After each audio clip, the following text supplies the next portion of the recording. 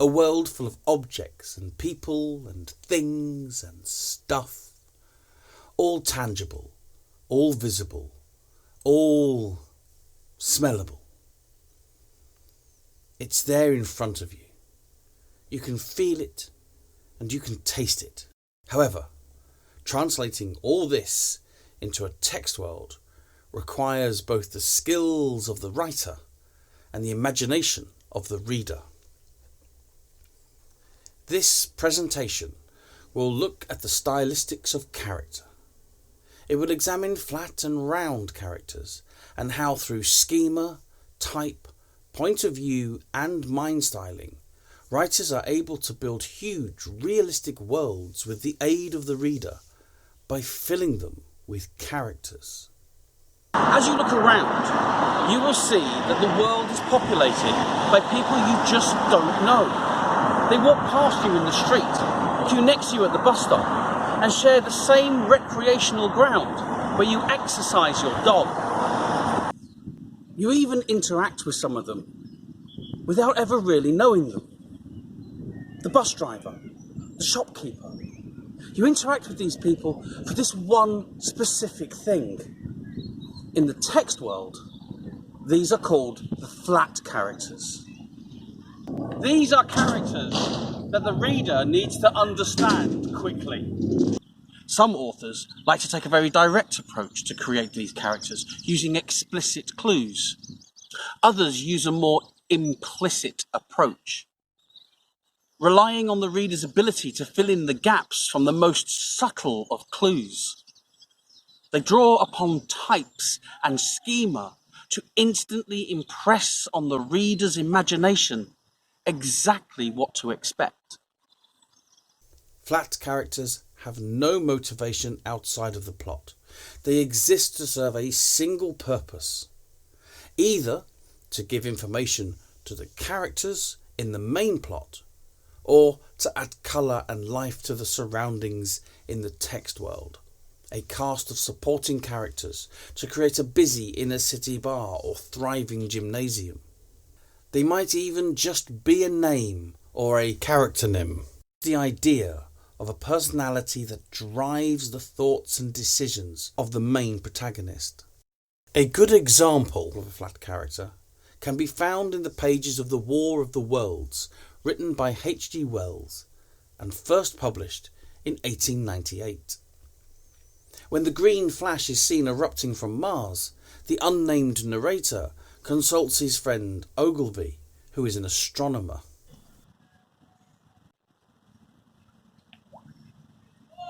He was full of speculation that night about the condition of Mars, and scoffed at the vulgar idea of its having inhabitants.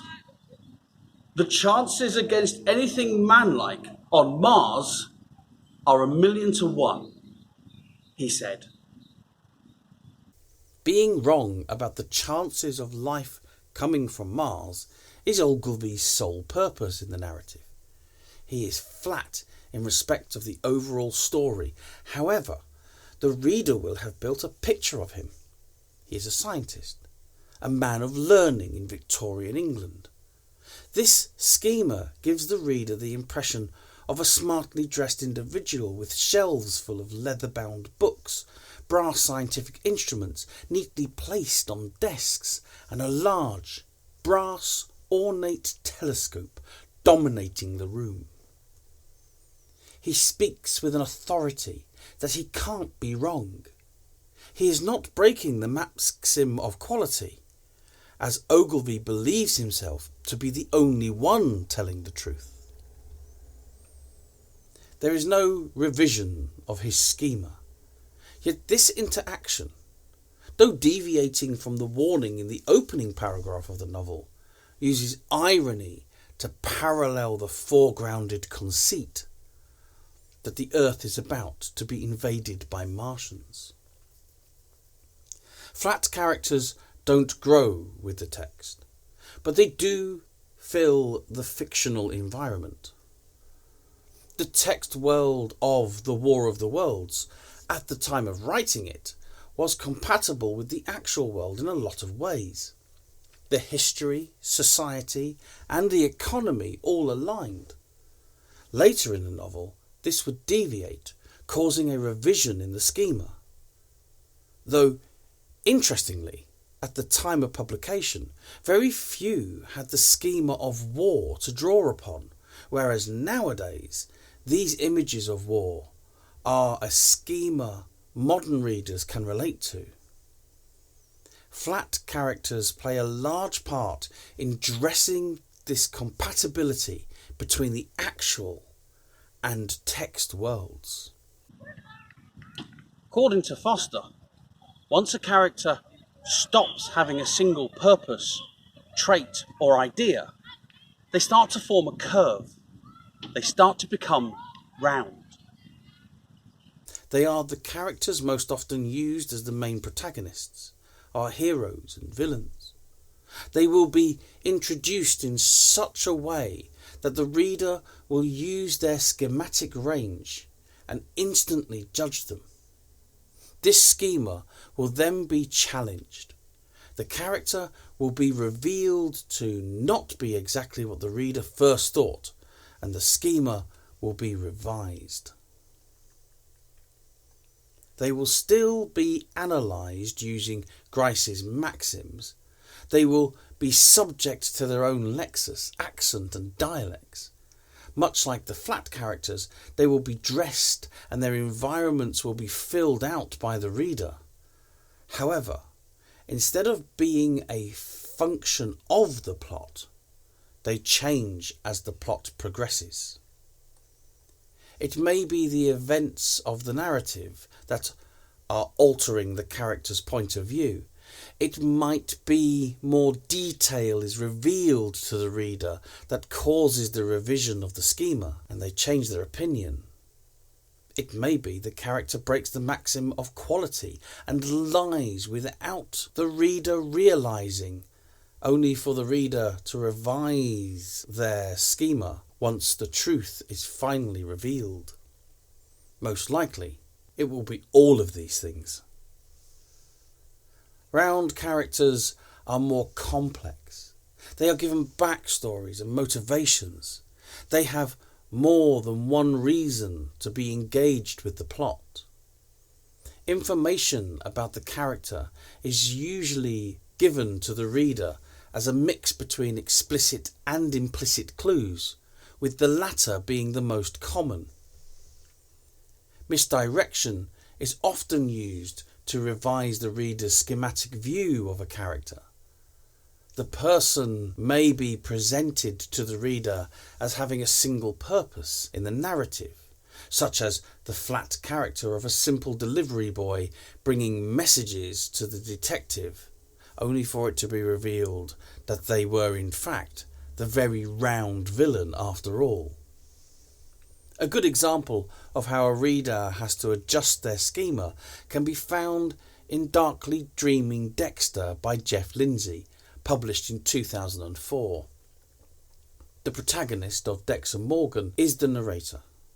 It can be argued that this is a mind-styling novel, as the level of intimacy beyond just the point of view offered to the reader delves into not just his thoughts, but also his feelings, reasoning, and urges. Oh, the symphonic shriek of 1,000 hidden voices, the cry of the need inside. For 3 weeks I had known he was it. He was next. We belong to the dark passenger.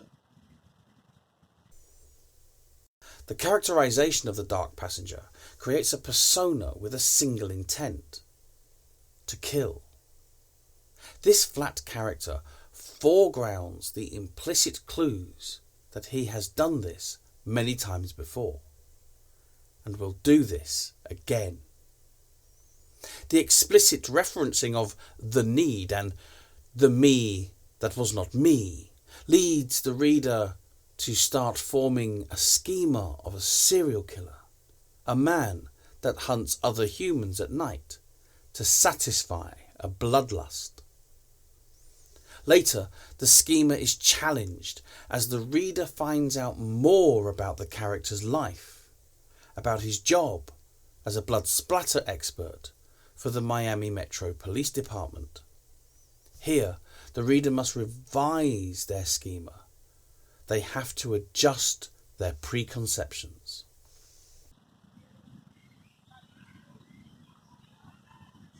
As with H.G. Wells, there's an interaction with a flat character that's important in establishing the tropes and foregrounding what's to come.